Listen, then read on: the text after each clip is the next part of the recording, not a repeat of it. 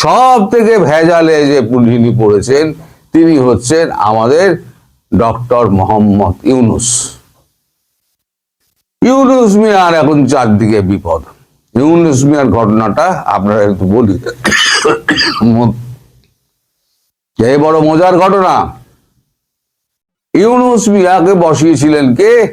Joe Biden and company এবং সঙ্গে Hillary Clinton. মানে মোটামুটি ব্যাপারটা হচ্ছে এই আপনার ডেমোক্রেটিক যারা ছিল তারাই এই সমস্ত ডিপ স্টেটকে দিয়ে বসিয়েছিল।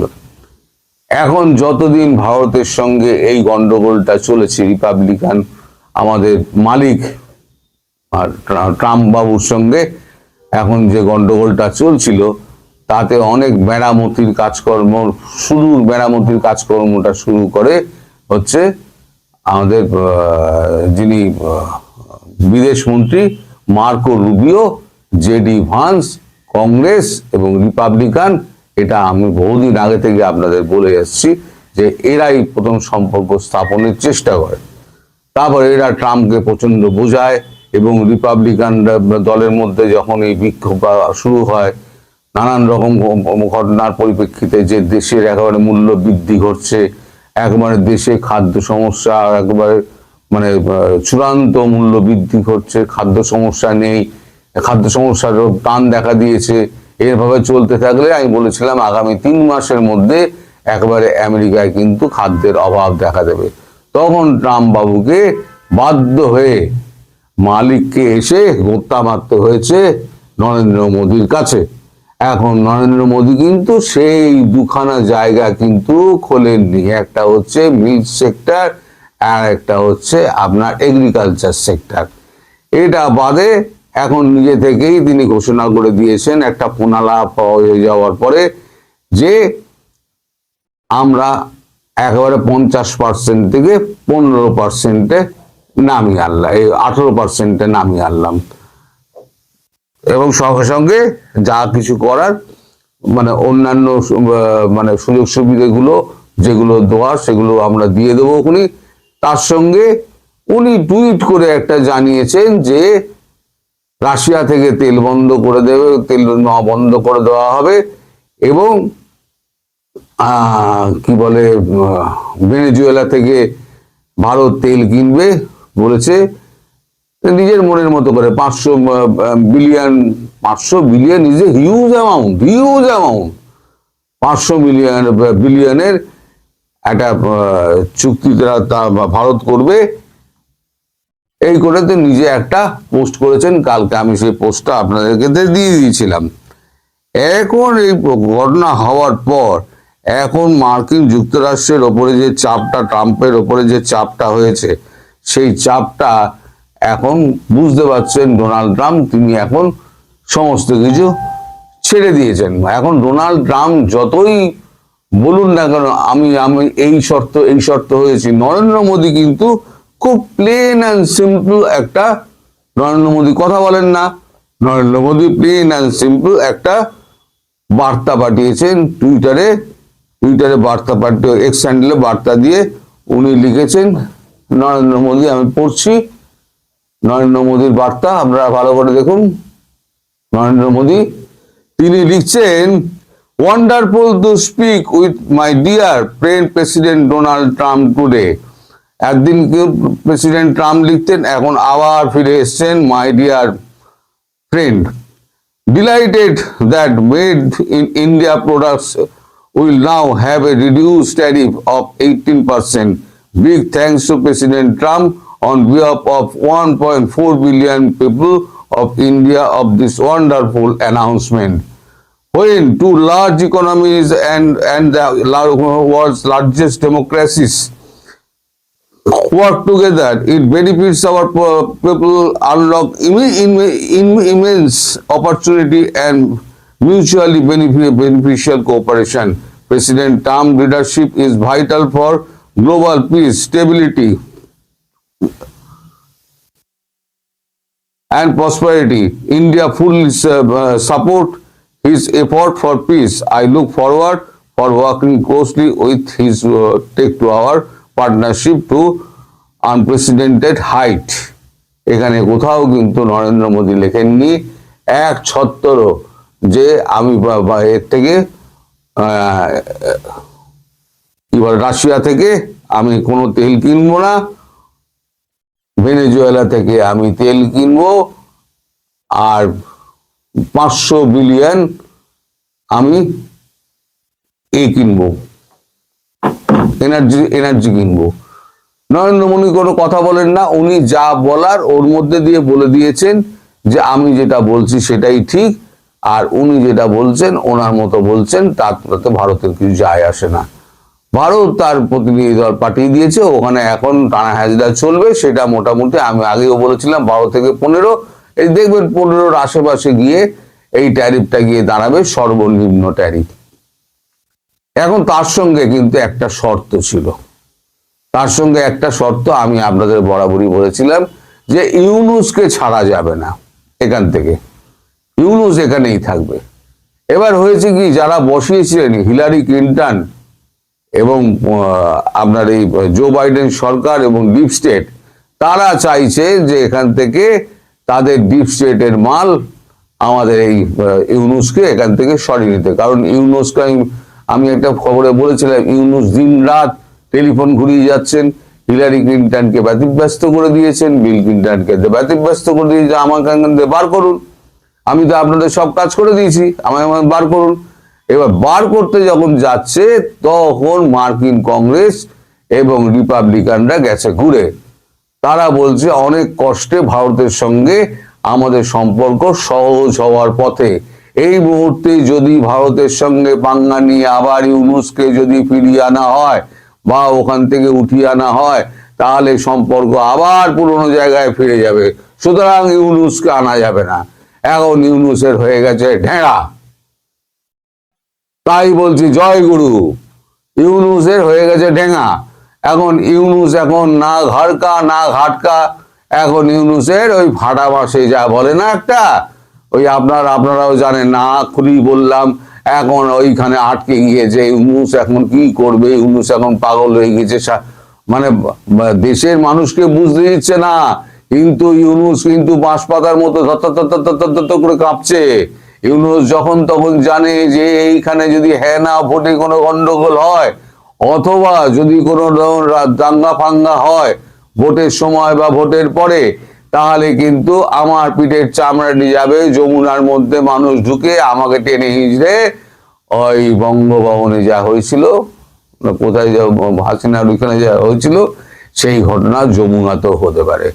ফলে তিনি এখন ওই বলেছিলাম না, তার বিছানায় এখন শুলের মতো ভিজছে, তিনি এখন খেতেও পাচ্ছেন না, ঘুমোতেও পাচ্ছেন না, তার অবস্থা খুব খারাপ। সুতরাং আপনাদের এই যে যাকে বলতেন আপনারা স্যার আমাদের 1000 বছর হায়াত পান, এখন লেখেন না কেন 1000 বছর হায়াত পান, লিখুন এখন 1000 বছর স্যার হায়াত পান। স্যার 1000 বছর কত পাবেন কিনা যায় না, 100 বছর পেলেও জানবো অনেক পেয়েছেন। ভাই ইউনূস এখন ফাটা মাসে আটকে গিয়েছেন, ইউনূস এখন বেরোতে পারছেন না। এখন যারা বসিয়েছিল তারাও এখন হরিবল হাত তুলে দিয়েছে, আমাদের কিছু করার নেই, ভারতবর্ষ ছাড়বে না। সুতরাং আমি যেটা বলেছিলাম, ইউনূস আপনাকে দেশেই থাকতে হবে, দেশেই আপনার বিচার হবে, দেশের ওই যে আপনি যেটা আইসিটি করেছিলেন যেখানে, সেইখানে আপনার বিচার হবে, আপনি প্রস্তুত থাকুন। এইটা ঘটনা যেটা বললাম দর্শক, এর মধ্যে কোনো ভেজাল নেই, একেবারে সত্যি ঘটনা।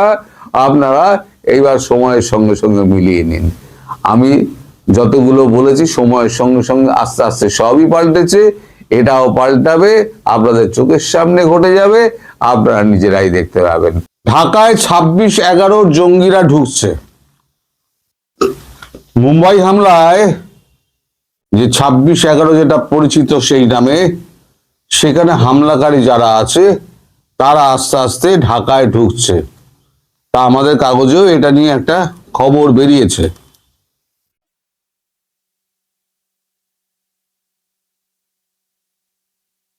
খবরের গুরুত্বপূর্ণ অংশটা আমি পড়ছি আপনাদের কাছে। সেটা লেখা হচ্ছে, সূত্রের খবর 30শে জানুয়ারি করাচি জিন্না বিমান আন্তর্জাতিক বিমানবন্দর থেকে বাংলাদেশ এয়ারলাইন্সের BG342 ফ্লাইটটি 113 জন যাত্রী নিয়ে স্থানীয় সময় ভোর 4:20 ঢাকার হযরত শাহজালাল আন্তর্জাতিক বিমানবন্দরে অবতরণ করে। অভিযোগ উঠেছে এই উড়ানে সাধারণ যাত্রী হিসেবে অন্তত 11 জন লস্করের জঙ্গি বাংলাদেশে এসেছেন।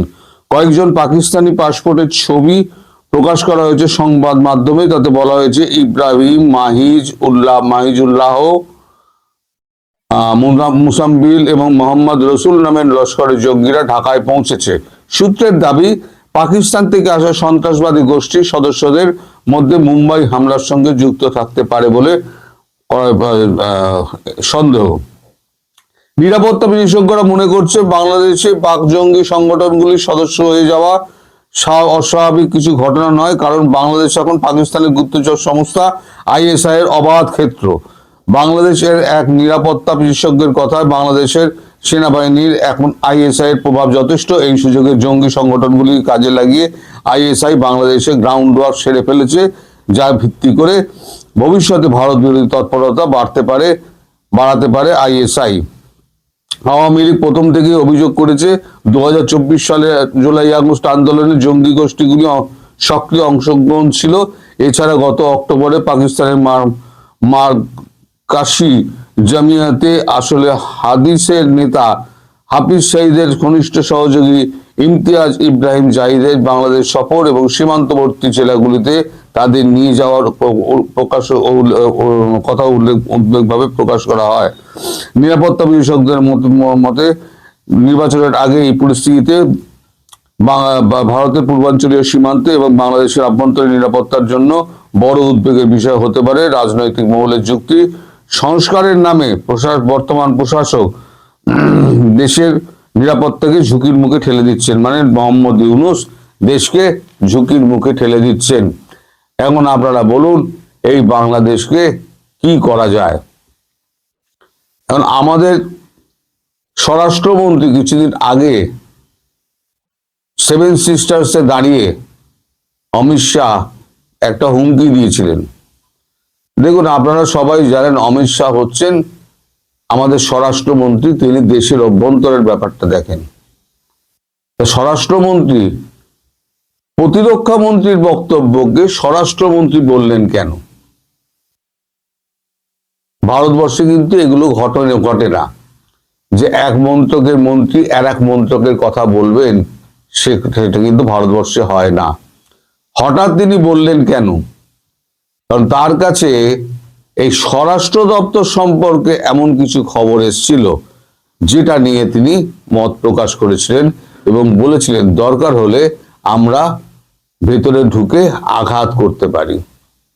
এই যে আমাদের টিমটা যে এখন এতে যাচ্ছে, আমেরিকা গিয়েছে, আমেরিকাতে এই সমস্ত কথাবার্তা হয়ে গেলে, বাংলাদেশ সম্পর্কে চুক্তি সম্পাদিত হয়ে গেলে, আমি যেটা বহুদিন আগে থেকে আপনাদের বলছিলাম যে নির্বাচনের আগে অথবা নির্বাচনে 2-4 দিন এদিক ওদিক হতে পারে, একটা বড় ঘটনা ঘটবে। ভারতবর্ষ কিন্তু আর সহ্য করবে না। আপনারা যদি মনে করেন নরেন্দ্র মোদী চুপ করে বসে আছেন, তাহলে পরে ভুল।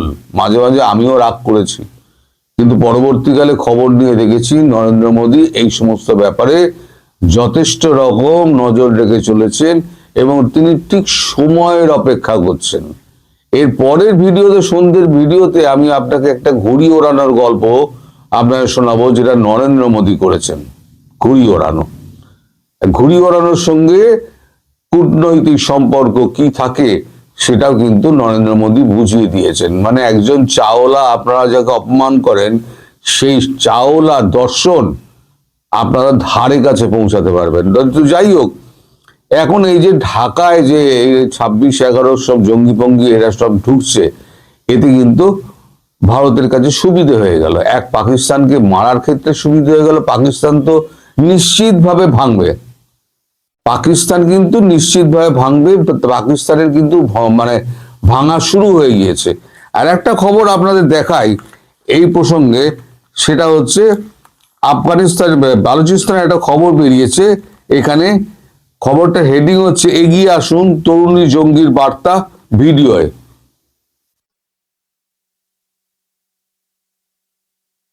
মানে বালুচিস্তান কোন জায়গায় গেছে আপনাদের আমি বলি। আমি মাঝে মাঝে বালুচিস্তানের খবর বলি না, বালুচিস্তান ভেঙে বেরিয়ে যাবে, বালুচিস্তান বেরিয়ে যাবে, তারপর আপনার পিওকে বেরিয়ে যাবে, গিলগিট বালতিস্তান বেরিয়ে যাবে, আফগানিস্তানের সঙ্গে তো মারপিট চলছে। মানে পাকিস্তান ভাঙার একেবারে চূড়ান্ত অবস্থায়, খণ্ড খণ্ড হওয়ার অবস্থায় চলে এসছে। এখানে খবর যেটা বেরিয়েছে সেটা হচ্ছে, ক্যামেরার দিকে তাকিয়ে হাসি মুখে তরুণী বললেন, বালুচ সমাজ, আজ আপনাদের এক বোন পাঞ্জাবি সেনার মুখোমুখি দাঁড়িয়েছে, এবার আপনাদের সাহস অর্জন করে এগিয়ে আসা উচিত। ভিডিও শেষে দেখা গেল অন্য এক তরুণীর রক্তাক্ত মৃতদেহ। বালুচিস্তান লিবারেশন আর্মির দাবি, তাদের নাম হাওয়া বালোচ এবং আসিফা মেঙ্গাল। গত কয়েকদিনের ধরে পাকিস্তানের বালুচিস্তান প্রদেশে সেনার বিরুদ্ধে চলা হামলায় ফিদায়ে বা আত্মঘাতী জঙ্গিদের মধ্যে অন্যতম জেনজির এক সদস্য, দুই তরুণী। বিএলএর তরফে যে হামলার সাম্প্রতিক নাম অপারেশন হেরাফ। সাম্প্রতিক সময় বালুচিস্তানে এত বড় হামলা চালায়নি জঙ্গিরা। শনিবার রাত থেকেই পাল্টা অভিযান শুরু করেছে পাক সেনা। বালুচিস্তানের মুখ্যমন্ত্রী সরফরাজ মুফতি জানিয়েছেন, গত 40 ঘন্টায় লড়াইয়ে 145 জন জঙ্গি নিহত হয়েছে। পাক সেনাবাহিনী 17 জন এবং 31 জন সাধারণ নাগরিকের মৃত্যু হয়েছে বলে তিনি জানান। বালুচ জঙ্গিদের পাল্টা দাবি, পাক নিরাপত্তা বাহিনী 200 জনের বেশি সদস্য নিহত হয়েছেন। বালুচ জঙ্গিদের ভারত মদদ দেয় বলে দাবি করেছিল ইসলামাবাদ, গতকাল সেই দাবি উড়িয়ে দিয়েছে দিল্লি। এখন এরা সবকিছুতেই ওই বাংলাদেশের মতোই সবকিছুতেই এরা ভারতবর্ষের হাত দেখে। যা হয় রানে কিয়া ইন্ডিয়ানে কিয়া, আর বাংলাদেশে যেটা হচ্ছে সেটা হচ্ছে সব হচ্ছে ভারত বিরোধী। যা করছে ভারতের অঙ্গুলি হেলনে হচ্ছে। আরে ভারত যখন করবে না প্রকাশ্যে করবে, যখন মারবে প্রকাশ্যে মারবে, তখন কিন্তু আর কোনো রকম মানে মাপযোগ করবে না, যেটা খুব শিগগিরই এগিয়ে আসছে। আপনারা হয়তো ভাবছেন যে কিছুই হচ্ছে না, যা চেপে রেখে দিয়েছে ইউনূস সরকার, বুঝতে দিচ্ছে না। ইউনূস সরকারের অবস্থা কিন্তু ভেতরে ভেতরে খুব খারাপ। যে কোনো দিন ইউনূস পালাতে পারে, যে কোনো দিন পালাতে পারে, আপনারা দেখে নেবেন। আমি আপনাদের বলে রেখে দিলাম, ইউনূস তার এখন তার সাগরের যারা আছে সব কিন্তু বাইরের পাসপোর্ট রেখে দিয়েছে। যখনই দেখবে ভোটের একটু গন্ডগোল হচ্ছে, আন্দাজ পাচ্ছে ভোটের নায়ের সংখ্যা বেশি পড়বে, হ্যাঁ সংখ্যাটা জোর করে যদি করতে যাই তাহলে পরে একেবারে গন্ডগোলের সৃষ্টি হবে। সুতরাং এই ভোটের আগে অথবা ভোটের পরে 3টে দিন যে সময় আছে, তার মধ্যে যে যার ভাগার প্ল্যান করবে, এটা আমি আপনাদের বলে রেখে দিলাম। আর পাকিস্তানের ব্যাপার, পাকিস্তানকে মারার জন্য তৈরি হয়ে আছে, শুধু ট্রাম্প ইরানে ঢুকুক। আন্তর্জাতিক ক্ষেত্রে যে অবস্থা হয়ে রয়েছে এখন, সেটা হচ্ছে চারদিকে গন্ডগোল, পরে আমি ব্যাখ্যা করব। এখন ভিডিও বড় হয়ে যাবে, তাই আর ভিডিও বড় করব না।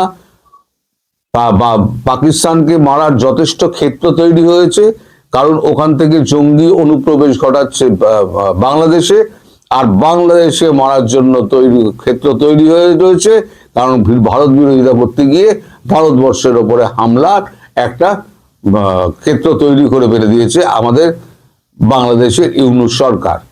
ফলে দু দেশের ওপরে ভারতবর্ষের জোড়া ফলার কিন্তু আক্রমণ যে কোনো দিন হবে। আমি যতবার আমি বলেছি যে কখনো হয়তো দুটো দিকে একসঙ্গে হতে পারে, পূর্ব পশ্চিমে, অথবা পূর্বে আগে হবে পশ্চিমে পরে হবে, অথবা পশ্চিমে আগে হবে পূর্বে পরে হবে।